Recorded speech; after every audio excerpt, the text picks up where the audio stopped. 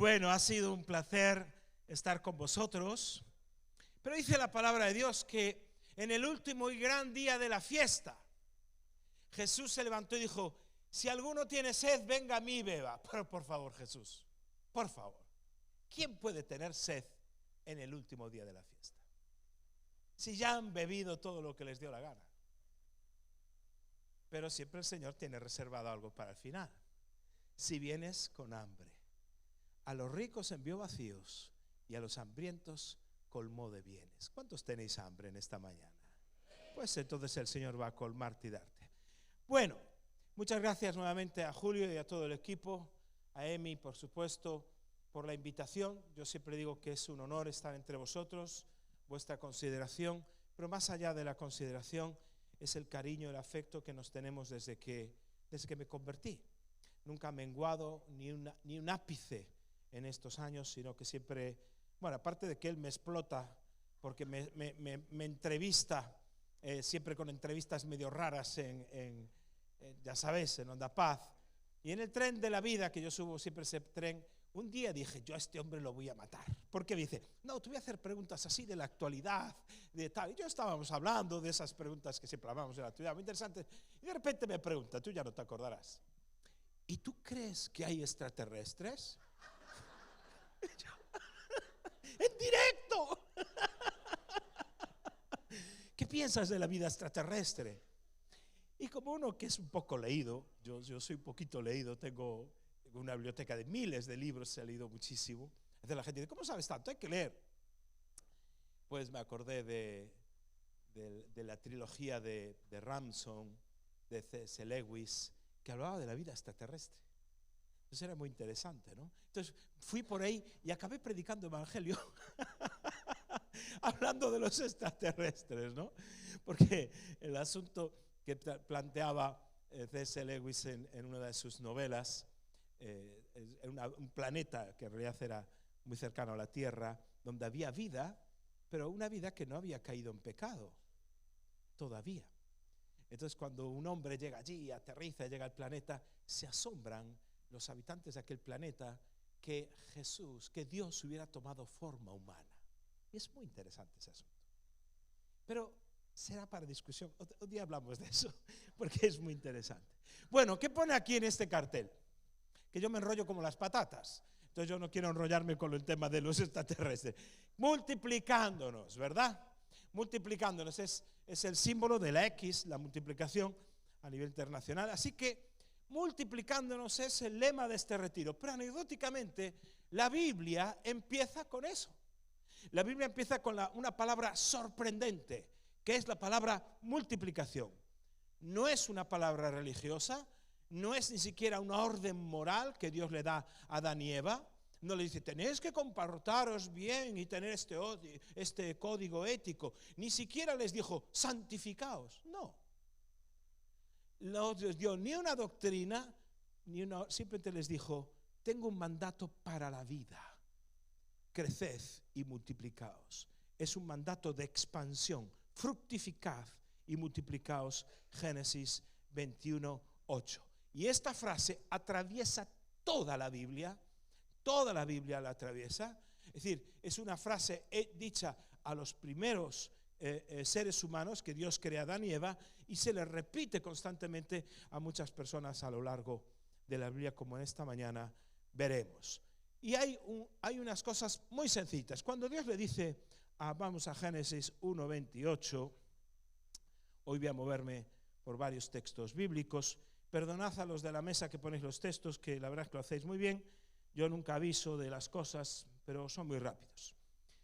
Y los bendijo Dios, 1:28, y les dijo: fructificad y multiplicaos, llenad la tierra y sojuzgarla, y señoread en los peces del mar, en las aves de los cielos y en todas las bestias que se mueven sobre la tierra. En Génesis 1:28 se nos habla de tres cosas. Uno, la multiplicación como bendición. La multiplicación es una bendición. Es decir, es una bendición activa, no es una carga. Tienes que multiplicarte. ¡Jo! ¡Qué rollo!, ¿no? Tengo que multiplicarme. No, es una bendición. Dice: wow, puedo multiplicarme. Recibo esa gracia de poderme multiplicar. Pero no significaba simplemente, como siempre se nos ha enseñado, la idea de llenar la tierra de seres humanos, sino extender la vida que Dios ha puesto en ti. Eso es una bendición. Yo soy la imagen de Dios, voy a poder extender esa vida. Entonces, la multiplicación es una bendición, la multiplicación también es una imagen. No lleno la tierra solo de seres humanos, sino de la imagen de Dios. La imagen de Dios va a estar en toda la creación, todo va a estar lleno de la imagen de Dios. Y finalmente la multiplicación también es una misión que se da, porque dice, llenad la tierra, sojuzgarla, es decir, tienes dominio sobre la creación. Hay una misión. A todo esto se le llama, en términos misionológicos, el mandato cultural, ¿verdad? En el sentido que tenemos la multiplicación, es una bendición para extender la imagen de Dios, para reproducir la imagen de Dios, pero eso no solo es una bendición, sino que es la misión que Dios da. Entonces, cuando tú ves esa multiplicación, Dios se la repite a varios hombres y mujeres a lo largo de la Biblia, como hemos visto Génesis 1. Pero fíjate ahora en Génesis 9. Génesis 9, Dios hace un pacto con Noé y dice Génesis 9:1, bendijo Dios a Noé y a sus hijos y les dijo, 9:1, fructificad y multiplicaos y llenad la tierra. Es decir, otra vez lo mismo. Es decir, ¿por qué? Dios está reiniciando el proyecto humano, está reiniciándolo, y ante ese reinicio del proyecto, Dios le dice, tenéis que multiplicaros, tenéis que fructificar, tenéis que llenar la tierra. Cuando Dios llama a Abraham, allá en Génesis 12 lo llama, pero en Génesis 22, un texto que por cierto se repite en Hebreos 6 y 3, Génesis 22, 17, Dios le dice a Abraham, de cierto te bendeciré y multiplicaré tu descendencia como las estrellas del cielo y como la arena que está en la orilla del mar. Y tu descendencia poseerá las puertas de sus enemigos. Es decir, Dios le promete a Abraham que va a multiplicar su descendencia, como lo recuerda después Hebreos. Y no se está hablando de un asunto biológico, porque de hecho solo tuvo un hijo. Bueno, un hijo de la promesa, ¿verdad? Tuvo también a Isaac, sino que está hablando de extender otra vez la imagen de Dios, porque él iba a ser una nación que iba a reflejar a Dios en medio de todas las naciones. Con lo cual, la multiplicación era un símbolo del pacto de Dios. Voy hacia adelante, que también tiene que ver allá en Jeremías, cuando el pueblo está ya en Babilonia deportado y van a pasar allá una serie de años complicados, 70, allá en el exilio, les dice en el capítulo 29, versos 4 y 5. Así ha dicho Jehová de los ejércitos, capítulo 29 de Jeremías, versos 4 y 5. Lo digo para los que están en pantalla. Dios de Israel a todos los de la cautividad que hice transportar de Jerusalén a Babilonia. Edificad casas y habitadlas, y plantad huertos y comed del fruto de ellos. Casaos y engendrad hijos e hijas, dad mujeres a vuestros hijos y dad maridos a vuestras hijas, para que tengan niños e hijas, y multiplicaos ahí, y no disminuyáis. Hasta el 6 también. La multiplicación en este contexto era un acto de esperanza. La multiplicación era un acto de rebelión. Era un acto donde creo que Dios, es más, el enemigo odia tanto la multiplicación que cuando en Egipto el pueblo se multiplicaba, Faraón se levanta en contra de la multiplicación. Porque no le interesa un pueblo que se multiplique, un pueblo que crezca. Porque mientras permanezcan los estándares clásicos de lo que significa ser el pueblo de Dios, no hay problema. Pero cuando un pueblo se empieza a multiplicar, empiezan los problemas. Después aparece en Mateo 28, aunque no cita exactamente, no dice la palabra multiplicar, claramente en Mateo 28, Jesús, cuando dice id por todo el mundo, y fíjate porque el mandamiento, estoy en Marcos. En Mateo 28, 18 y 19, id y haced discípulos a todas las naciones, bautizándolos en el nombre del Padre, del Hijo y del Espíritu Santo, enseñándoles que guarden todas las cosas que os he mandado. Y aquí yo estoy con vosotros todos los días hasta el fin del mundo. Amén. No dice la palabra multiplicar, pero exactamente es el mismo concepto. tienes que extender la imagen de Dios. ¿Cómo se extiende la imagen de Dios a todas las naciones? Lo que le dijo a Adán y Eva, lo que le dijo a Noé, lo que le dijo al otro. Abraham, gracias. Extiende mi imagen. ¿Cómo se extiende la imagen? Haciendo discípulos. Y Jesús lo deja claro. Vete por todo el mundo y haz discípulos. Y finalmente, ya en el libro de Hechos, que en varias ocasiones, y se citó en estos días, Hechos 6, cuando en Hechos 6 dice que el número de los discípulos crecía y se multiplicaba grandemente, pero dice también que la palabra de Dios se multiplicaba en otro contexto y que la iglesia de Dios en Hechos 9 dice que crecía, multiplicándose, creciendo de una forma tremenda. En Hechos capítulo 6, verso 7, y crecía la palabra del Señor y el número de los discípulos se multiplicaba grandemente en Jerusalén. También muchos de los sacerdotes obedecían a la fe. Bueno, yo os planteo estos textos bíblicos porque quiero que veáis que el concepto de la multiplicación no es un concepto, ¿cómo diría yo?, metodológico, porque la iglesia tiene que crecer. El concepto de la multiplicación está en Dios y es algo que Dios trae, y hay un hilo conductor a través de todas estas historias donde aparece la palabra multiplicación o donde aparece el concepto de tener que crecer, multiplicarse, extender. Hay algo que estos textos todos tienen en común. ¿Qué son esas cosas que tienen en común? Hay algo correlativo en estos textos y quiero que os deis cuenta. Siempre que Dios habla de multiplicar, la primera cosa, siempre que Dios habla de multiplicar, lo hace en un contexto de un nuevo comienzo. Cuando hay un nuevo comienzo, de inmediato aparece la palabra multiplicación en la creación, en el postdiluvio, en el inicio del pueblo con Abraham, en el exilio, en la iglesia. Siempre que hay un comienzo de algo, Dios dice, hay que multiplicarse. Pero no hay que multiplicarse simplemente como un mandamiento gravoso, sino que es la segunda cosa. Siempre que Dios habla de multiplicar, habla de que eso es una bendición.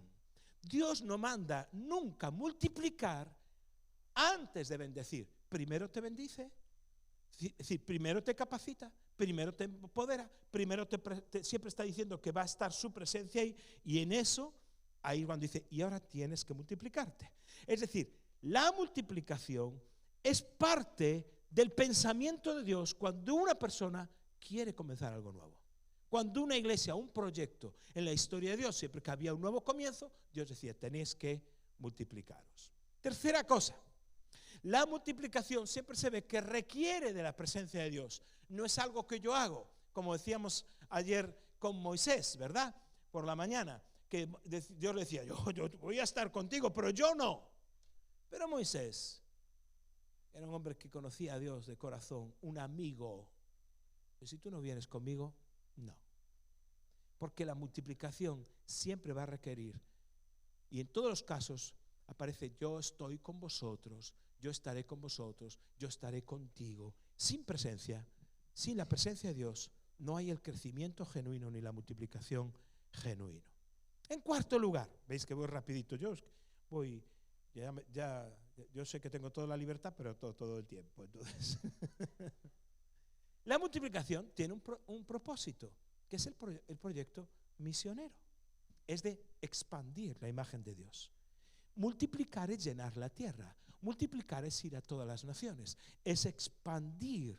Es la gloria de Dios. Nuestra acción es manifestar la gloria de Dios, no la nuestra, sino expandir la imagen de Dios, no la nuestra, no nuestra dominación, no nuestro nombre. No se trata de eso. Es la misión de Dios. La multiplicación es el reflejo de la misión de Dios. Porque estoy en misión, multiplico.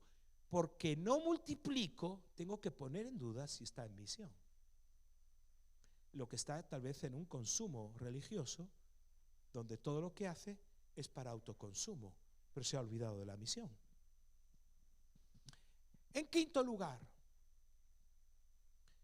la multiplicación en estos textos que hemos leído siempre ocurre en ambientes imperfectos. Adán pecó. Noé al final fracasó. Abraham dudó. Israel sufrió el exilio. La iglesia fue perseguida hasta la muerte.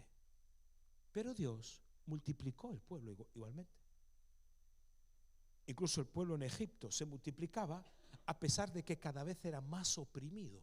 A mayor opresión venía más multiplicación. ¿Qué quiere decir eso? Que tus debilidades no impiden la multiplicación de Dios. ¿Qué quiere decir eso? Que si tú esperas el ambiente perfecto, cuando salga del exilio, cuando Sara deje de ser estéril, cuando podemos poner cualquier tipo de excusa, podemos poner cualquier tipo de pega en que, claro, yo no me estoy multiplicando, mi iglesia no crece, no nos multiplicamos porque añade lo que quieras. Todos fallaron. Todos vivían en contextos muy antagonistas. El crecimiento de la iglesia no se dio en un contexto de aplausos, qué maravilla, en un contexto de persecución muy complicado. Es decir, que no existe el ambiente perfecto para multiplicarse y no puedes esperar ese ambiente perfecto. No esperes las condiciones ideales. Todo era hostil. El mundo post-diluvio era muy hostil. El Edén se perdió definitivamente. La esterilidad. Babilonia era un sitio donde estabas encarcelado, sí, una cárcel de oro, pero encarcelado. La iglesia perseguida, pero se multiplicaron. En quinto o en sexto lugar, son 7 cositas. La multiplicación en todos los textos requiere obediencia. Y obediencia es algo muy importante, porque la multiplicación es algo que Dios promete.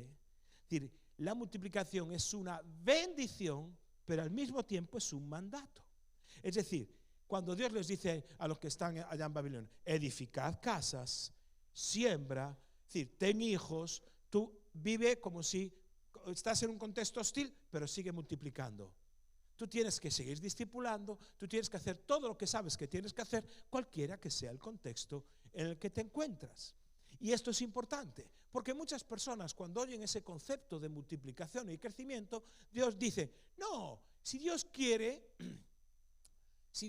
ya lo hará. ¿Cómo que ya lo hará? Dios quiere y lo va a hacer, pero a través de ti.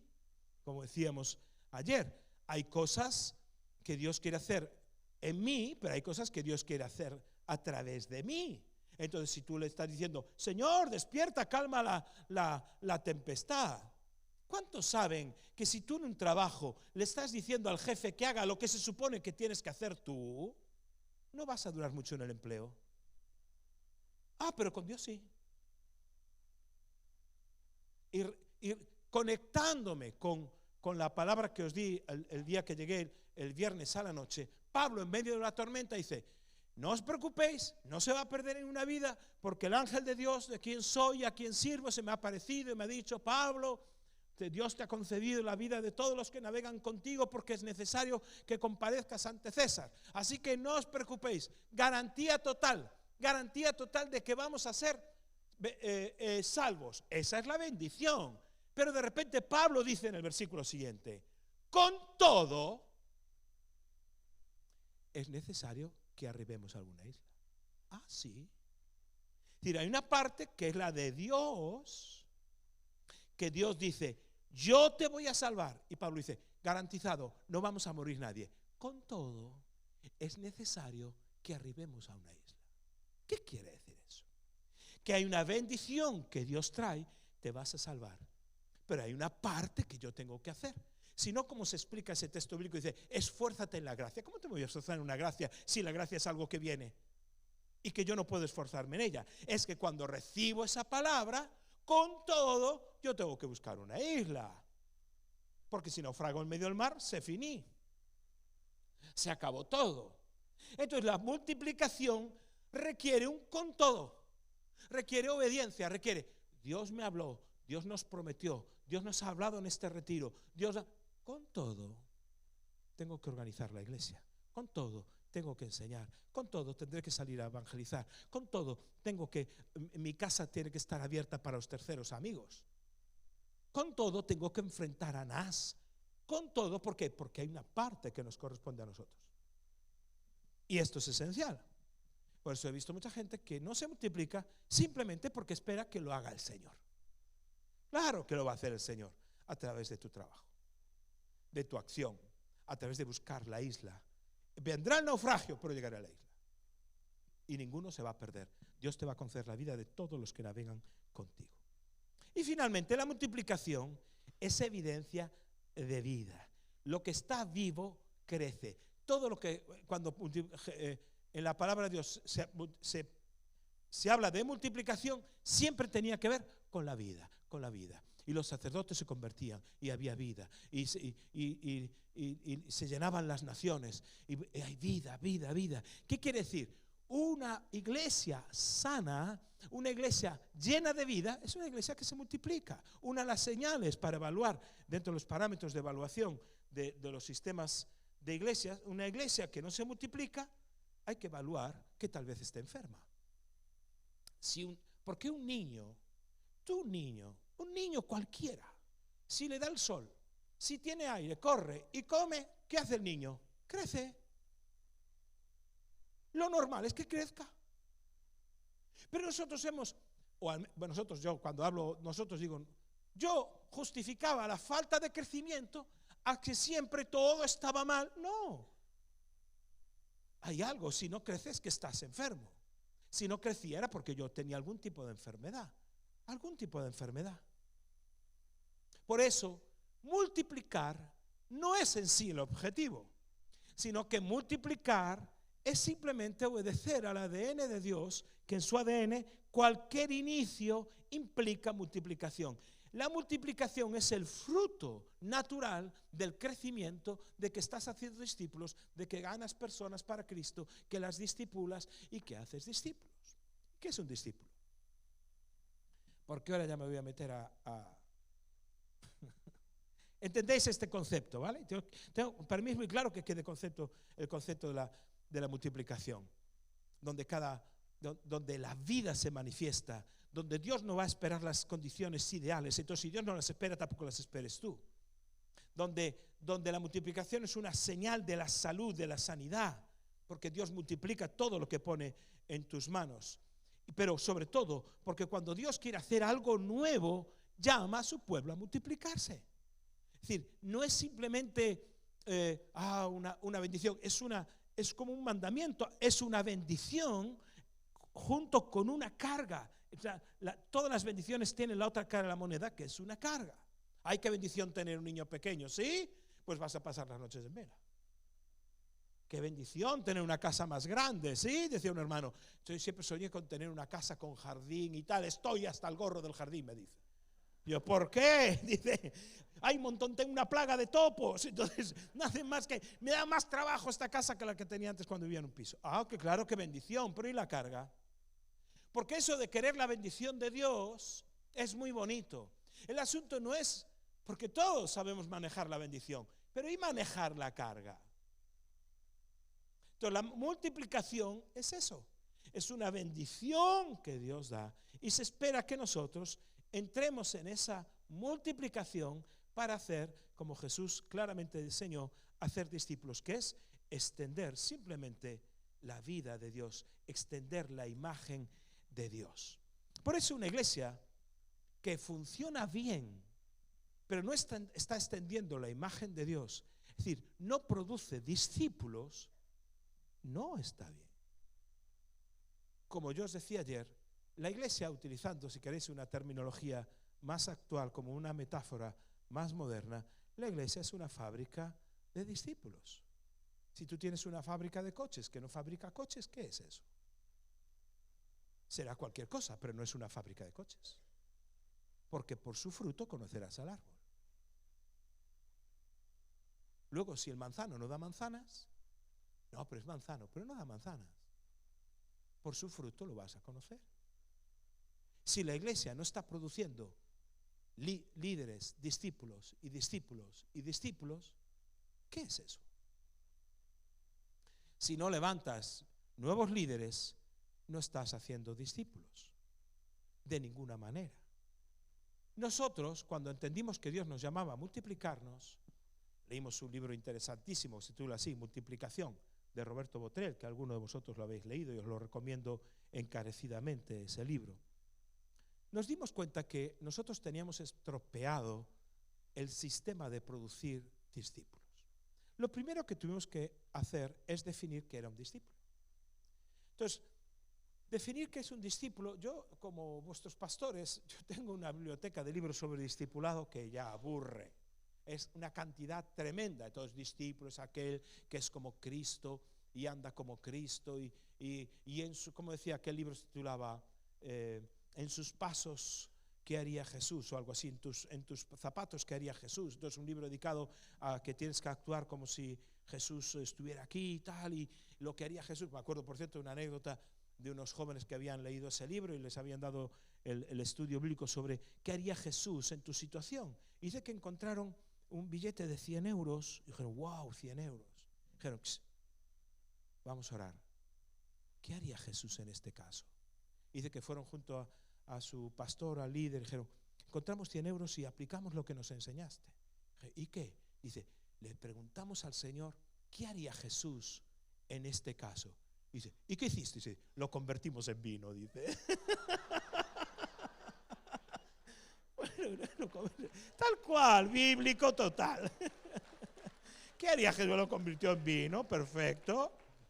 Entonces, yo inicialmente, ¿qué es un discípulo? Pues un discípulo es alguien que simplemente cumple el gran mandamiento, ¿verdad?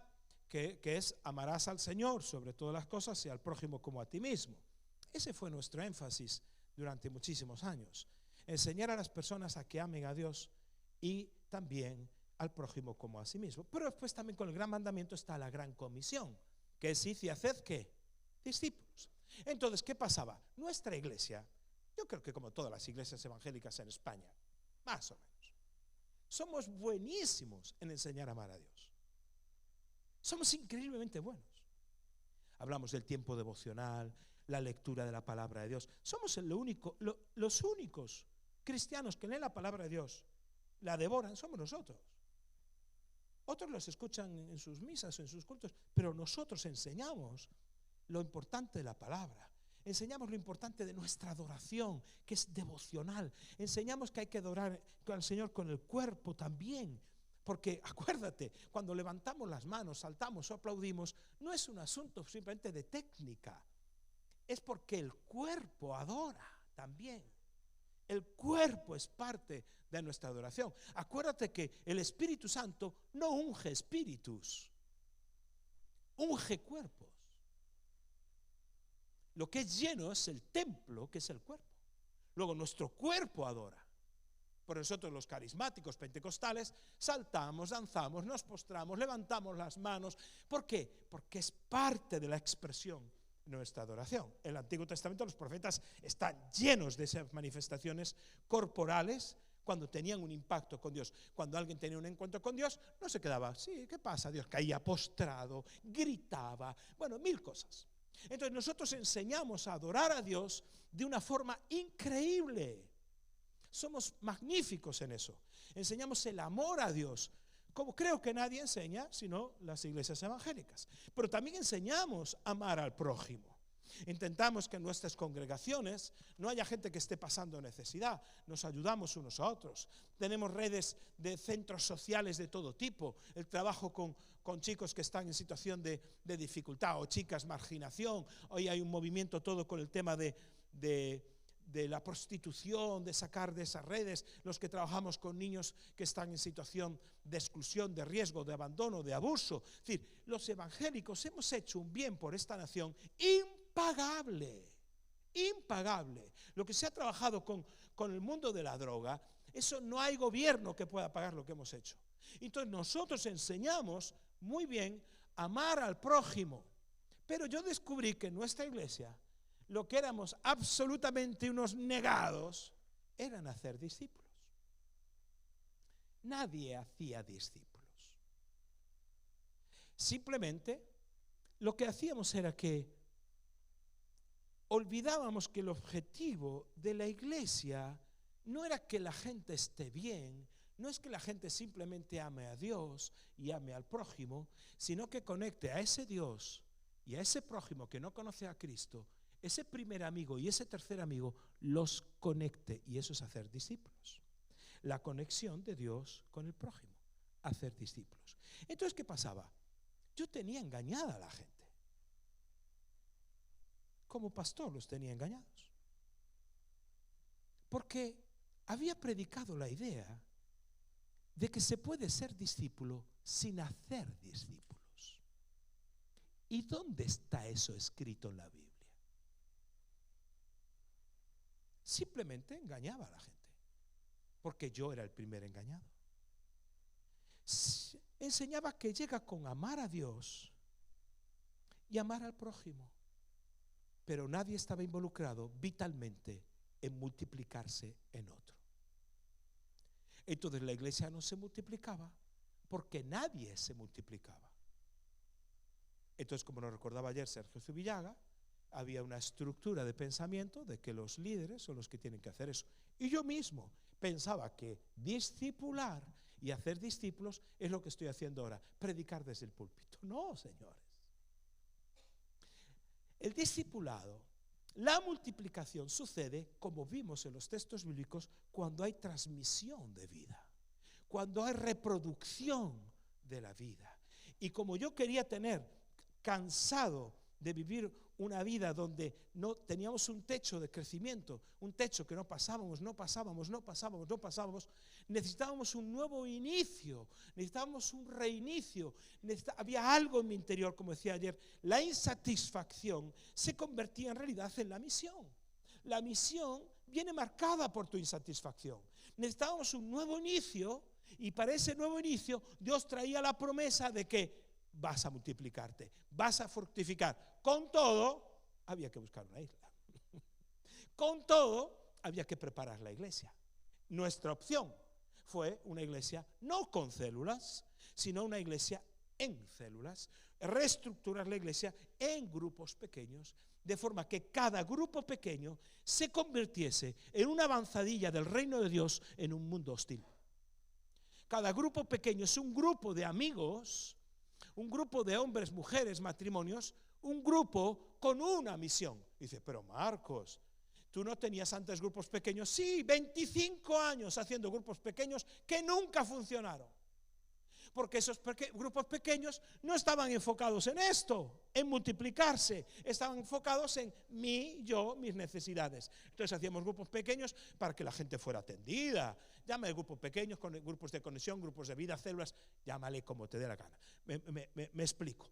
Entonces, en esos grupos pequeños, en esas células, las personas iban para ser cuidadas, para ser pastoreadas, para crecer, para adorar, pero el centro de ese evangelio era la persona, no era Cristo ni la misión de Dios.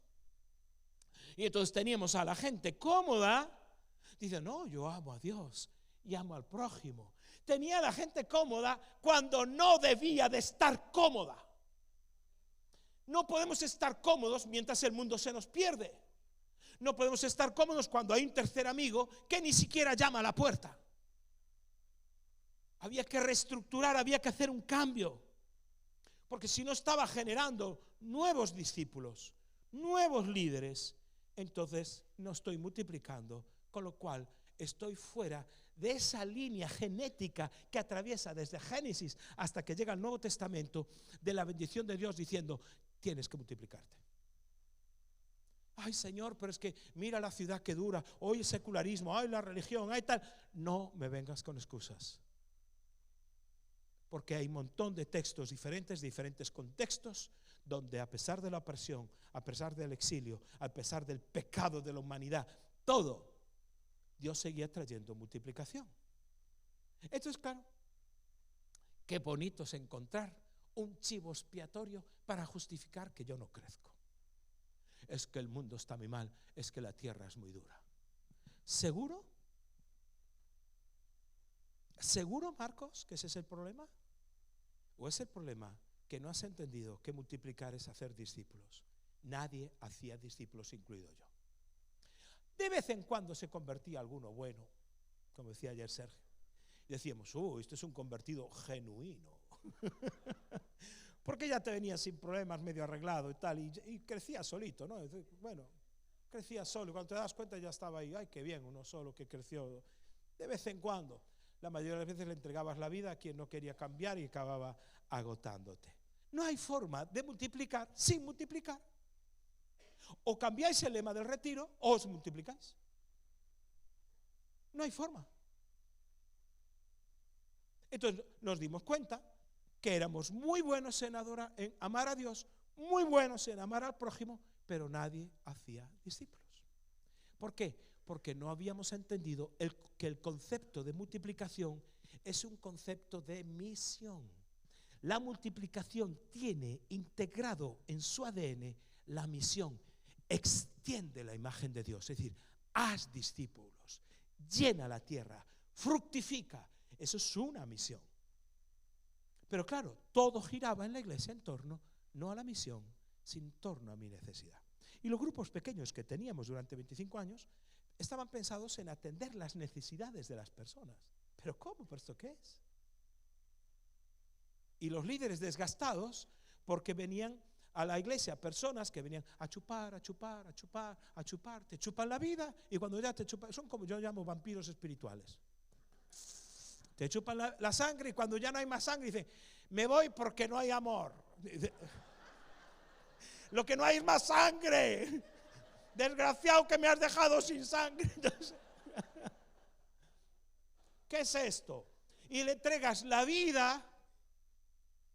Ayer hablaba con unos hermanos. Mira, si yo tuviera la oportunidad de volver a empezar y solo me dejaran una cosa que cambiar, si el Señor me dijera, Marcos, puedes volver a empezar, pero solo puedes corregir un error, ¿cuál corregirías? Yo lo tengo clarísimo. Ya no le entregaría mi vida, años de mi vida, horas incontables, a gente que no quiere cambiar. Porque esa vida, ¿sabes cuál es el problema?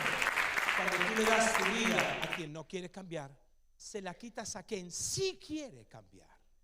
Entonces, hemos enfocado todo nuestro esfuerzo en quien no quiere cambiar, en la debilidad, y aquellos con los cuales puedes trabajar para que se reproduzcan en otros, para que sean discípulos que se multiplican, los dejamos sin atender. Entonces, ¿en qué se reproduce un pastor? En otro pastor, cada uno conforme a su género. ¿En qué se reproduce un discípulo? En otro discípulo. Siempre es igual, todos nos reproducimos conforme a lo que somos. Hasta que me doy cuenta por qué no habían funcionado nuestros grupos pequeños que no se multiplicaban durante tantos años. Mira, hicimos el primer retiro de células en el año 94. En la iglesia trajimos a un ministerio que venía de Estados Unidos que sabía de un montón de todos estos temas. Nos entusiasmó. Y ahí empezamos las células, empezamos así. ¡Wow!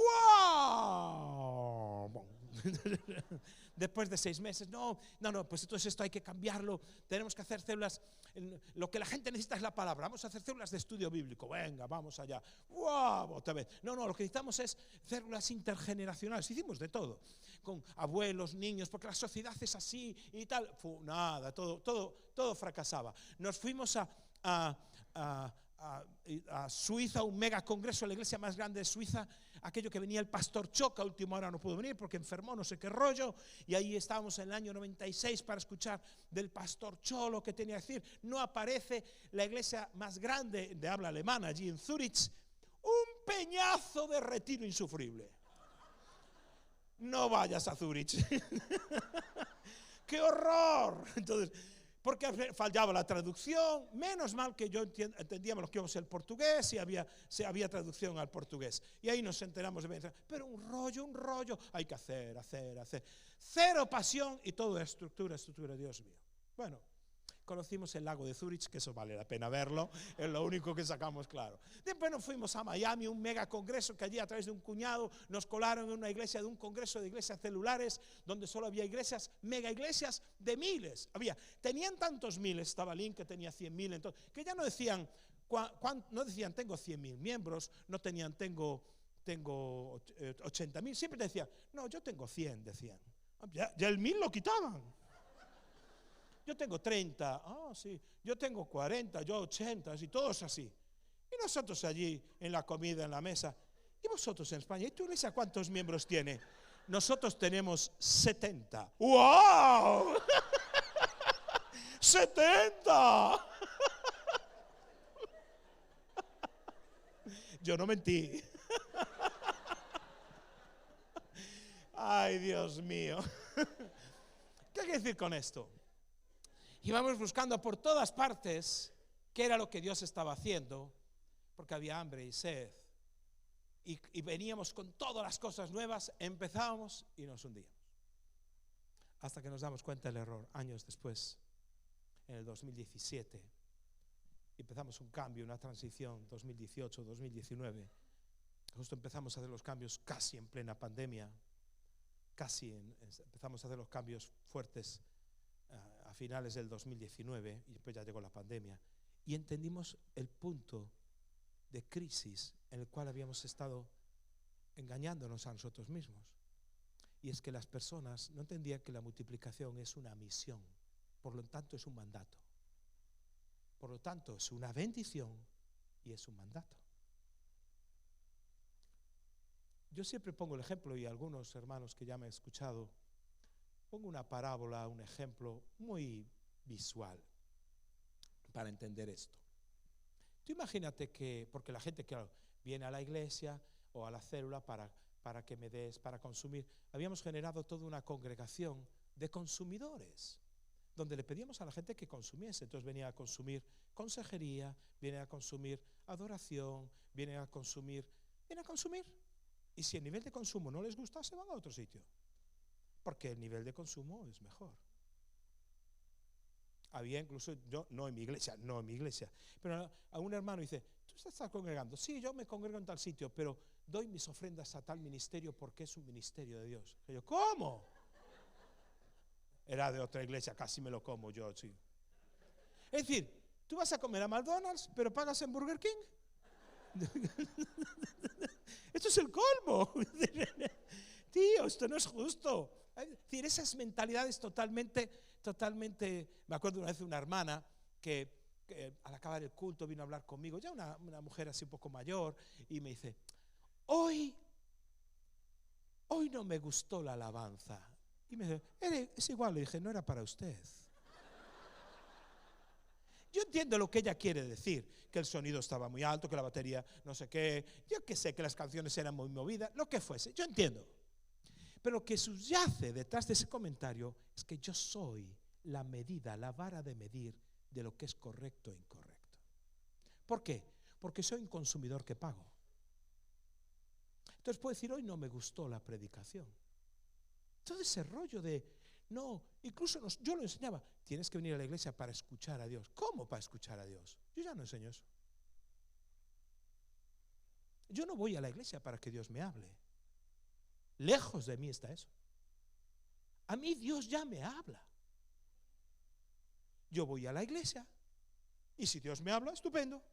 Pero si ese día predican a las mujeres que han sido abusadas y viene una palabra de Dios para ellas, yo no soy mujer, yo no fui abusada, por supuesto. No hay dudas de mi identidad, yo no tengo ningún rollo. Entonces, ¿qué digo? Qué mala predicación, qué día más malo, ¿para qué habré venido? No, yo me gozo porque Dios habló, restauró, sanó a otras personas. Y a lo mejor no me habló a mí en un sentido estricto, pero en la mentalidad de consumo, digo, hoy vengo para que Dios me hable. Como me dijo una vez también, en el caso era una mujer también, y me dice, ¿y cómo yo hablo? Dios te da, ¿y cómo es eso de que Dios te habla? ¿Cómo es eso? Me dijo textualmente, ¿cómo es eso de que oyes a Dios? ¿Y cómo es eso de que no oyes a Dios? Porque mis ovejas oyen mi voz. ¿Qué estábamos enseñando?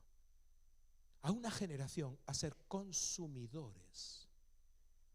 Entonces, cuando traías una visión de conquista, de alcance, lo primero que evalúas es si tengo tiempo, si puedo, el Dios de quien soy. Y a veces sirvo. Si tengo tiempo, lo sirvo. Y si me va bien, lo sirvo. Y si no me va bien, pues Dios tiene que esperar para otra ocasión. Y si encuentras a uno que está bien involucrado, como un joven que me viene la madre me dice, Parece que estoy así un poquito machista, pero bueno, es lo que tengo. Me dice la madre, qué suerte tuvo Dios con mi hijo. Que el chaval muy involucrado, queriendo servir a Dios. Qué suerte tuvo Dios con mi hijo, que le tocó la lotería a Dios. Ay, qué suerte tuvo Dios con mi hijo. Cuando tenemos una iglesia enfocada en el consumo y les hablas de multiplicación, de crecer, no lo entienden. Toda la iglesia hoy vive por y para la misión de Dios, que es la multiplicación. Si nos multiplicamos, quiere decir que hay vida. Tú imagínate que viene un joven y te dice, Marcos, me dice a mí, dime, me voy a meter en el ejército. Ah, sí. Es una anécdota que siempre cuento. ¿Y por qué te vas a meter en el ejército? Dice, tú sabes que yo tengo pocos amigos y he escuchado que en el ejército se hacen amigos que son para toda la vida. Dice, pues es cierto. En el ejército se hacen amigos que son para toda la vida. Incluso en periodos de mi época que se hacía la mili, hacías una mili, entonces ya se hacía de un año y te quedan esos amigos para toda la vida. Es increíble.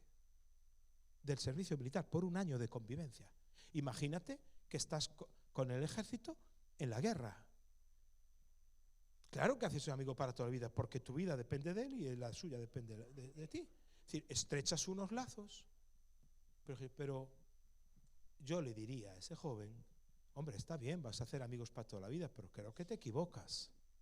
Porque la misión del ejército no es que tú hagas amigos. La misión del ejército es la defensa de un espacio territorial o de una ideología liberal frente a otra autoritaria. Bueno, y por ejemplo, tenemos lo que está pasando ahora aquí mismo, a la vuelta de la esquina, en Ucrania con Rusia. Supongo que vosotros, como nosotros allá en Lugo, hemos acogido familias ucranianas, enviado 3 camiones de alimentos, 1000 cosas. Bueno, la guerra te puede llevar la vida por delante, porque la misión del ejército no es que tú hagas amigos. La misión del ejército es otra. Y porque estás en misión, haces amigos. La misión del ejército no es ni siquiera desfilar o hacer música militar. Nadie en su sano juicio dirá, no, yo me voy al ejército porque me encanta desfilar. Y los uniformes con lo guapos que estamos. Qué bonitos. Dirás, no, creo que te equivocas. Sí, pero mi sueño es tocar el trombón mientras desfilamos. Y algunos no sabemos los himnos, ¿eh? Honor y gloria para España, Zaragoza con sangre ganó. Yo me sé hasta los himnos militares. Pero la misión del ejército no es cantar himnos. Es porque estoy en misión. Cuando tengo una victoria, celebro la victoria. Desfilo y canto. Porque es el fruto de la misión. La misión del ejército no es curar a los heridos. El ejército no se creó para hacer hospitales de campaña. No es esa la función del ejército. Es porque los soldados están en misión y que hay heridos. Nosotros cogemos a esos heridos que están en misión, los sanamos, los curamos, los restauramos, para que vuelvan ¿a qué? A la misión. Pero yo he visto iglesias que me han dicho, no, la misión de nuestra iglesia es la sanidad interior. Yo, ¿cómo? Nunca es una misión la sanidad interior. Es porque las personas vienen heridas, quebradas, rotas, la interior o la exterior, la sanidad que quieras. Tienes que sanar a esas personas, tienes que habilitarlas, tienes que limpiarlas del pecado, cortar las ligaduras de maldad para la misión. Pero hemos enseñado a la gente siempre, venid que os vamos a curar, venid que os vamos a sanar, venid que os vamos a prosperar, os vamos a bendecir, porque parece que la misión de la iglesia es esa. No, señores, la misión de la iglesia no tiene nada que ver con eso. Pues como nadie se mete en un ejército ni para cantar, ni para desfilar, nadie se mete en el ejército con una misión que no es la del ejército, podría poner más ejemplos. De igual manera, nosotros habíamos convertido la iglesia en un lugar con una misión absolutamente desenfocada. Y parecía que la misión de la iglesia era tener un buen culto. Ay, la misión de mi vida es la adoración. ¿Qué misión es esa? ¿Dónde está escrita?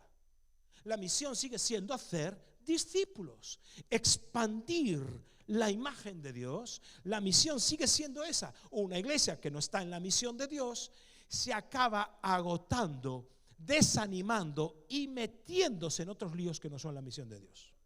Siempre enredándose en otras cosas. ¿Por qué hacemos lo que hacemos? Para la misión de Dios.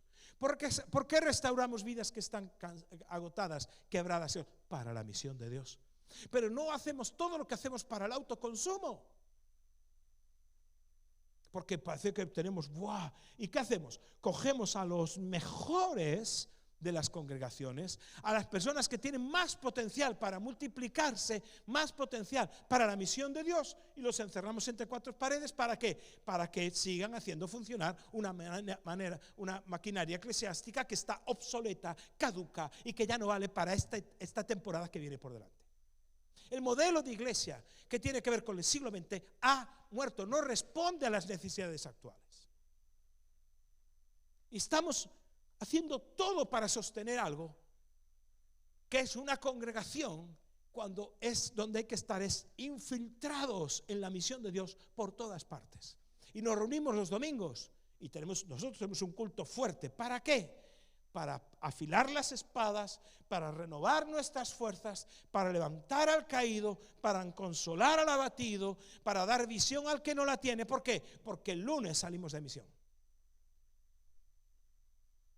Nunca lo hice, pero me acuerdo que estaba en Puerto Rico y estaba en una iglesia que al salir me quedé impactado porque ponía un cartel. Al salir de la iglesia, al entrar no lo vi.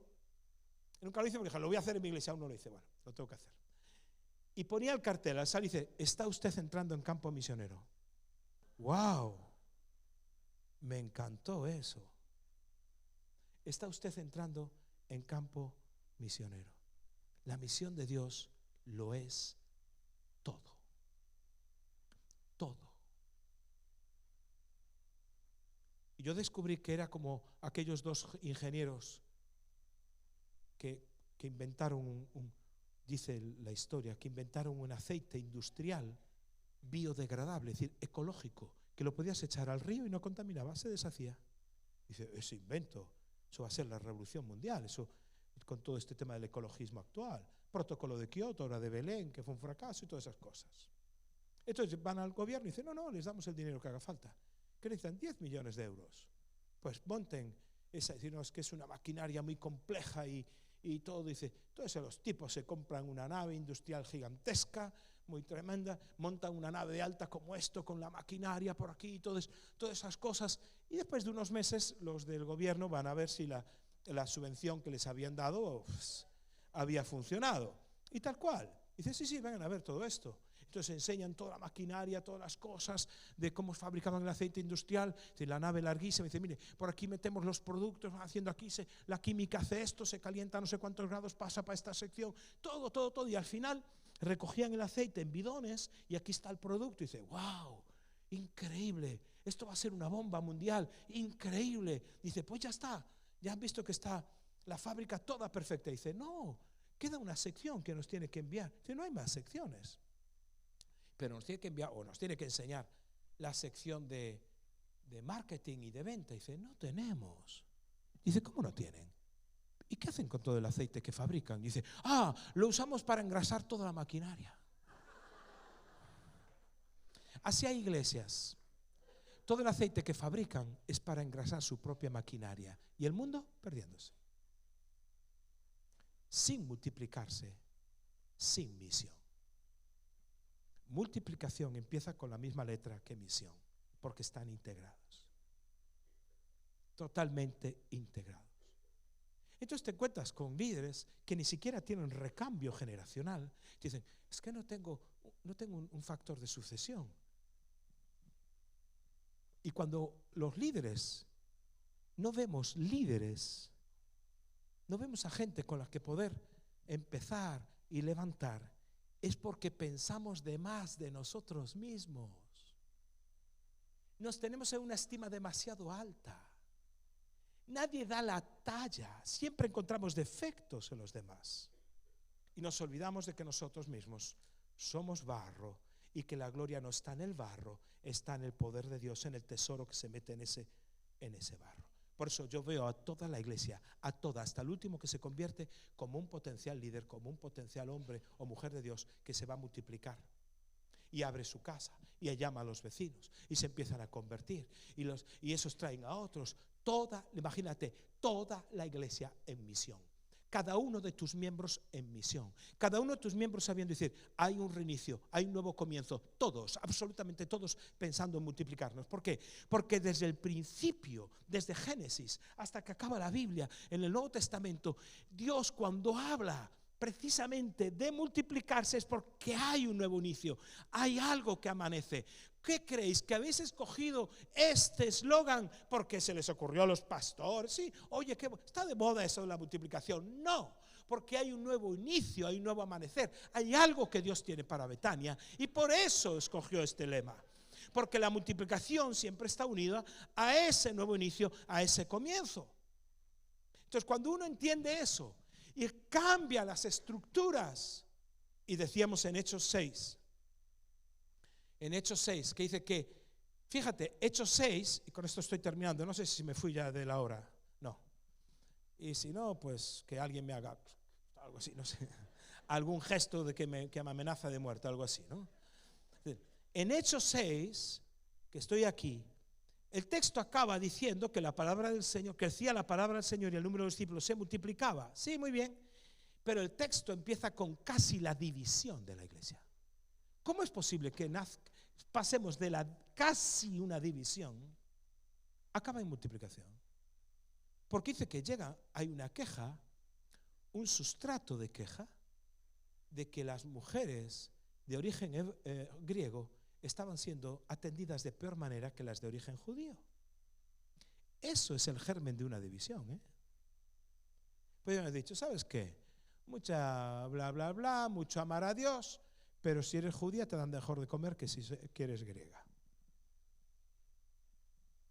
Y aunque había miles de convertidos, y había 8.000 convertidos mínimo en este momento, es interesante porque los canales de comunicación, esa queja que debió de perdurar algún tiempo, llegó a los apóstoles. Llega a los apóstoles la queja y dice que las viudas estaban siendo desatendidas en la distribución diaria.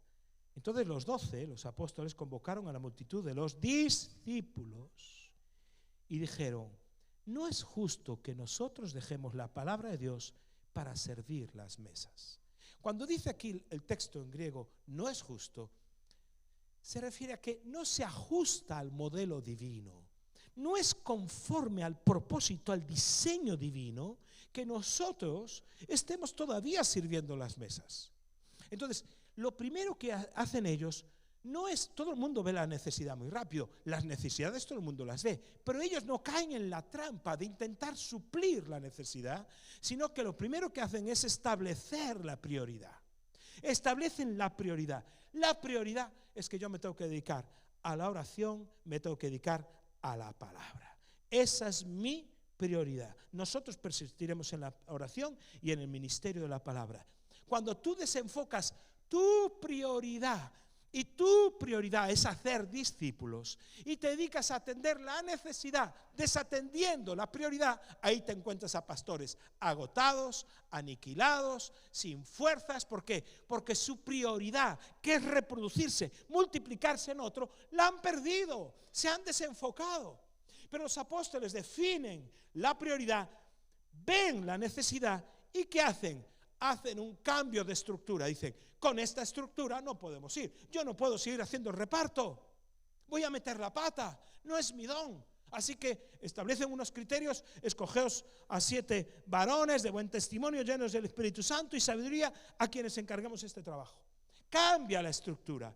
Y cuando cambia la estructura, la iglesia pasa de sumar, que era como estaba creciendo por adición, a multiplicar. Y dice el texto, y crecía la palabra del Señor. ¿Por qué?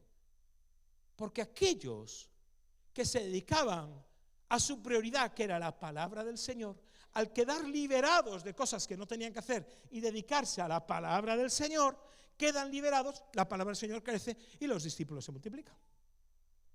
Toda iglesia, y os lo digo a Betania también, toda iglesia sube hasta el nivel de su potencial, pero baja al nivel de su capacidad. Por eso nosotros no crecíamos.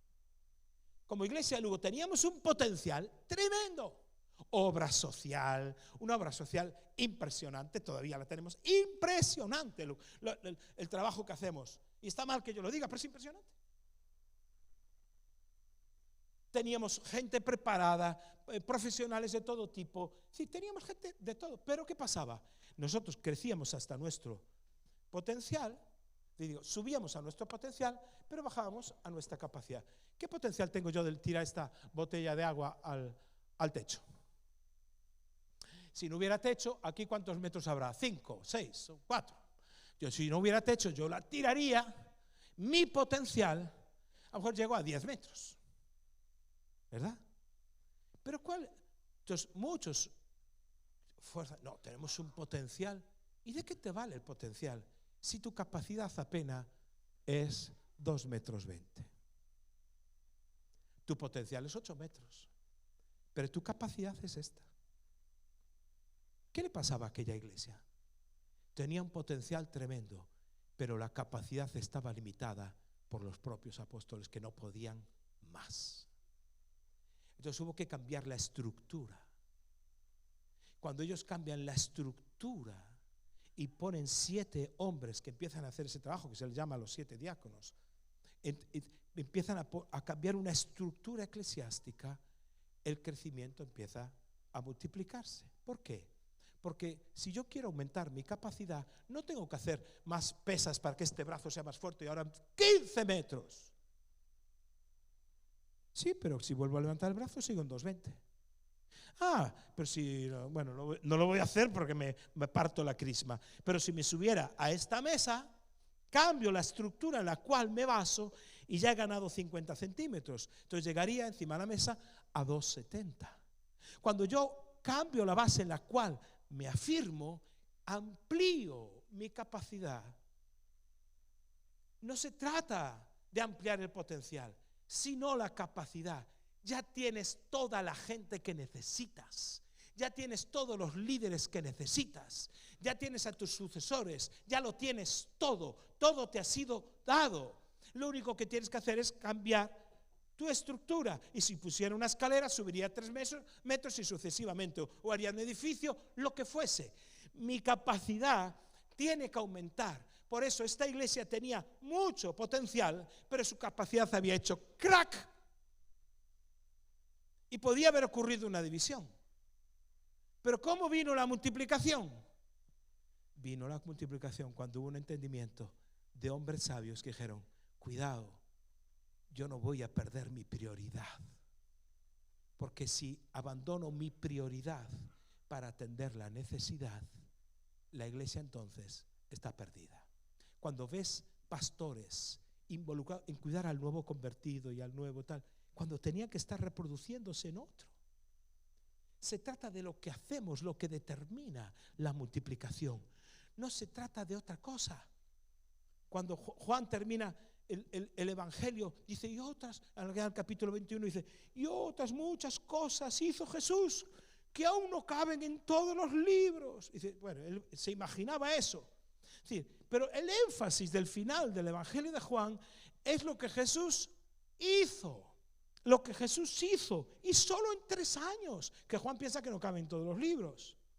Por eso el Espíritu Santo toma la atención completa en lo que Jesús hace, y la Biblia no resalta tantas cosas, sino porque si es lo que Jesús dijo, y si nos fijásemos solo en lo que Jesús dijo, entonces el Nuevo Testamento sería un libro de buenos dichos de Jesús, pero si no está lo que hace, el poder transformador, el poder que cambia las vidas, el poder que sana a los enfermos, el poder que rescata a todo tipo de personas, sería simplemente Jesús un buen hombre. El Nuevo Testamento sin milagros queda en nada. Pues es igual que la iglesia. Queda nada. La iglesia simplemente con una predicación magnífica que llega a cambiar nuestro carácter. Hoy el fruto del carácter, como decía ayer por la mañana.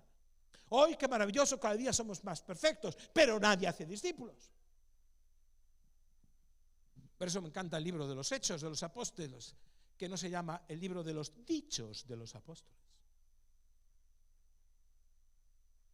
Hombres y mujeres que empezaron a multiplicarse y a multiplicarse y a multiplicarse. Betania. No hace falta que aplaudáis. El tema es si te va a aplaudir Dios cuando salgas de aquí. El tema es si dices, se acabó. No aguanto más una vida sin fruto. Y que llevéis mucho fruto. Y así seáis mis discípulos. Es imposible ser discípulo sin multiplicarse. No podemos dejar ya simplemente que amar a Dios y amar al prójimo sea la vida cristiana. Cuando perdemos la misión, cuando perdemos el enfoque en la misión, y el enfoque siempre es producir aceite para que la maquinaria siga funcionando, y los mejores líderes encerrados en 4 paredes porque tienen reunión de alabanza, preparación de la alabanza, reunión de no sé qué, no tienen tiempo ni para ganar el mundo. Esto es una dinamita. El enfoque de la iglesia que Dios está levantando ahora en medio mundo es este. ¿Sabes que Rick Warren, Julio, ha adoptado este modelo? ¿Lo va a implementar en 1 millón de iglesias? Dijo, esto es. Vivimos en los últimos tiempos y no voy a esperar con los brazos quietos a que Él venga. Voy a ganar a todos los que pueda y hacerlos discípulos de Jesucristo. Es decir, nosotros no multiplicamos células o no hacemos células, multiplicamos discípulos, multiplicamos gente. ¿Y eso significa? Nuevas iglesias, porque gano gente, discípulos. Es decir, esa es la clave. No desenfoco mi prioridad, no me estoy encargando del nuevo tal, no, estoy haciendo otros. Es decir, otros discípulos que hacen discípulos, que hacen discípulos, que hacen discípulos, y así seguidamente. Y eso es imparable. Así empezó la iglesia y así tiene que terminar la iglesia. ¿Querrás ser parte de esta misión? ¿Querrás ser parte de esta multiplicación? Pues levántate, por favor, porque quiero cerrar esta mañana.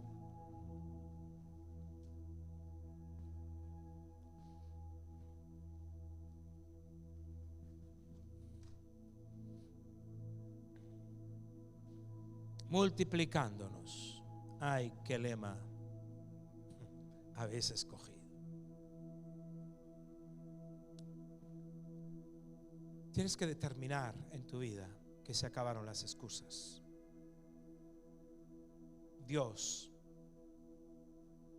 no espera condiciones ideales. Dice, bueno, está bien, te entiendo. Cuando tenga las condiciones ideales, entonces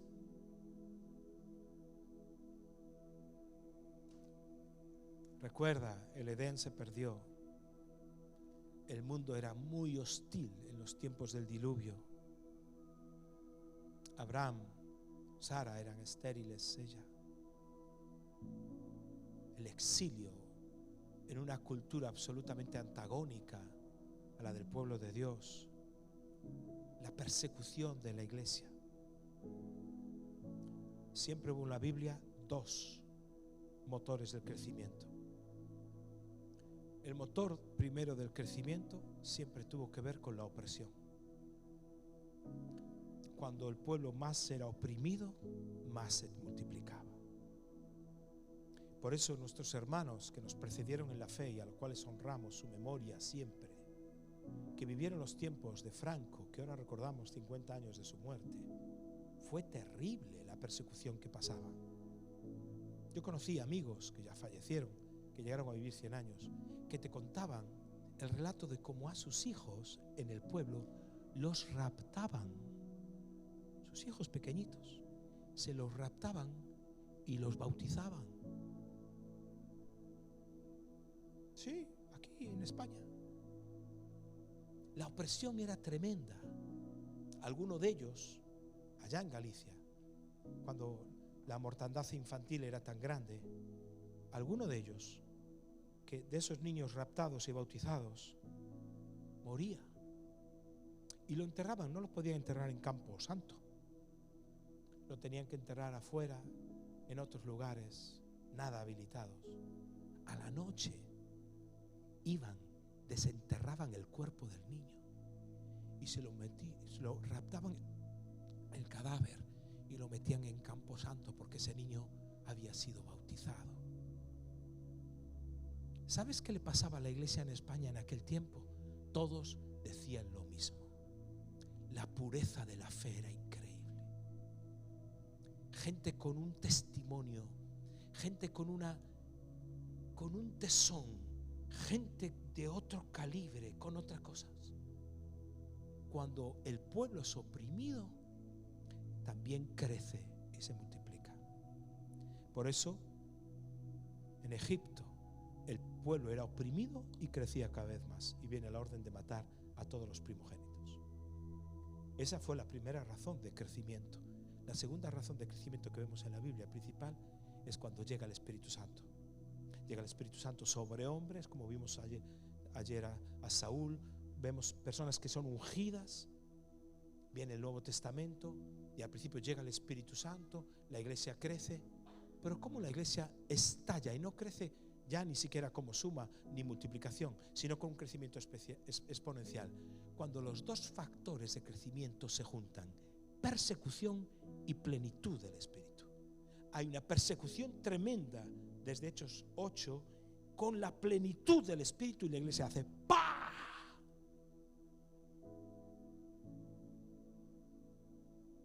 Hoy no vivimos tiempos de persecución en el sentido de que nos metan en la cárcel todavía, aunque el servidor ha vivido persecución fuerte. Pero sí hay una persecución donde se dirime el tema de la libertad de expresión. No se te permite pensar ni decir públicamente lo que crees. Eres perseguido, incluso condenado. El otro factor es la plenitud del Espíritu. ¿Vamos a ser iglesias que dejemos de orar en lenguas? ¿Vamos a ser iglesias que ya no prediquemos el bautismo del Espíritu Santo, la plenitud del Espíritu Santo? Y permitidme que sea autorreferencial. Lo único que va a saciar el hambre de multiplicación es el tercer pan, es el pan del Espíritu Santo. Cuando estás lleno del Espíritu Santo, tu vida se reenfoca con la misión de Dios. Porque el Espíritu Santo no viene para que, a ver si me va mejor, a ver si tengo un trabajito mejor, a ver peleas. Yo conozco gente que ha peleado en la fe para que le dieran, bueno, en fin, mejor me callo, no voy a contar esas cosas. Temas absolutamente casi carnales, pero no aplican la fe para ganar a sus vecinos, a sus amigos. La misión de Dios me consume. La misión de Dios tiene una iglesia. Antes decíamos, la iglesia de Dios tiene una misión. No es así. La iglesia existe por y para la misión. La misión de Dios tiene una iglesia. Y tú tienes que ser atrapado, cautivado, raptado por la misión de Dios. Porque hermanos nuestros, en momentos muchísimo más difíciles que estamos recordando ahora en los 50 aniversarios, vivieron etapas complicadísimas, apedreados por dar folletos, encarcelados. Una hermana de mi iglesia, cuando era una chiquilla con 16 años, le llaman a la puerta de la casa y le aparecen allí con la Virgen y tal, y el cura dice: arrodíllense delante de la Santísima, no sé qué, no sé cuánto. Y ella con 16 y su hermanita pequeña de la mano, dijo: yo no me arrodillo. Se la llevaron presa. Estuvo en el calabozo día y medio con prostitutas y con mujeres que también eran víctimas de otras circunstancias, porque no se arrodilló. Y nosotros, es que en el instituto me dicen que soy evangélico. Pero aquella generación floreció multiplicándose porque estaba bajo presión, aunque no conocían la vida plena del Espíritu que tú y yo conocemos. ¿Qué vas a hacer? Multiplícate. multiplícate, gana a otro y a otro y a otro. Abre tu casa, que tu casa sea donde recibas a tus vecinos, a tus amigos. No esperes a nada, ábrela ya. Invita a tomar un café, invita a la peluquera o al peluquero que te corta el pelo. Vive en misión. Cuando vas a un restaurante, háblale al camarero. Siembra. Siempre hay un hijo, una hija de paz que va a recibir eso. Imagínate toda la congregación así. Eso se multiplica de una forma impresionante. Vamos a orar, porque si no sigo predicando, se me calienta el corazón y se me estira la lengua. Señor Jesús, estamos delante de ti en total y absoluta debilidad,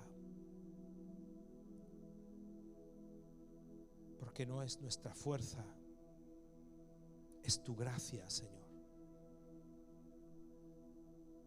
Es tu gracia. Y creemos que la multiplicación es un acto de fe, que no ocurre cuando pueda yo, sino porque tú lo has prometido. Señor, úsanos para extender tu imagen, llenar la tierra. Queremos fructificar con discípulos que nacen, con vidas transformadas, con casas abiertas para nuestros vecinos. Todo eso, Señor, vida fluyendo en vidas.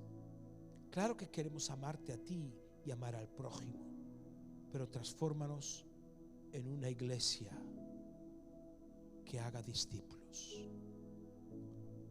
No queremos simplemente vivir y por la maquinaria propia de la iglesia. Yo declaro un nuevo comienzo, como aquellos comienzos